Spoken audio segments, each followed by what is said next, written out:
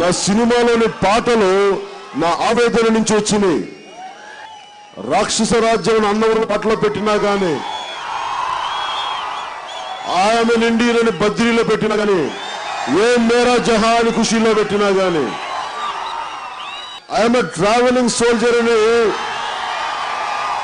తమ్ముడులో ఎందుకు పాట ఎందుకు పెట్టాను తెలుసా మీకు?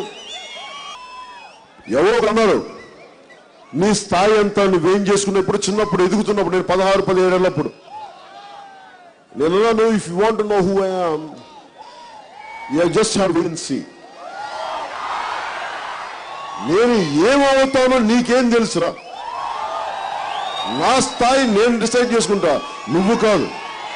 నా ఆలోచన శక్తి అంత పెరుగుతాను నేను, నువ్వు అనుకున్నంత కాదు. ఇది నా ఒక్కడికే వర్తించలేదు. ఆ పాట పెట్టింది నా కోసం కాదు, అది నేను జయించాను అప్పటికే. ఆ పాట ఎందుకు పెట్టానంటే, ఇక్కడ ఇంతమంది ఉన్నారు, మీకోసం పెట్టాను ఆ పాట. మీలో అంత బలమైన శక్తి ఉంది. మీలో గుడుంబ శంకర్లో లేలే పాట పెట్టానంటే,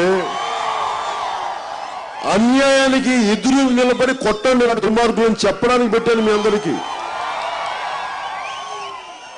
ఇవన్నీ ఎందుకు పెట్టానంటే చాలా ఆలోచించి పెట్టాను. ఎందుకంటే మనుషులు పిరికితనంతో వెన్నెముక వంగిపోతే మీలో మహత్తరమైన శక్తి ఉంది, మహోన్నతమైన శక్తి ఉంది.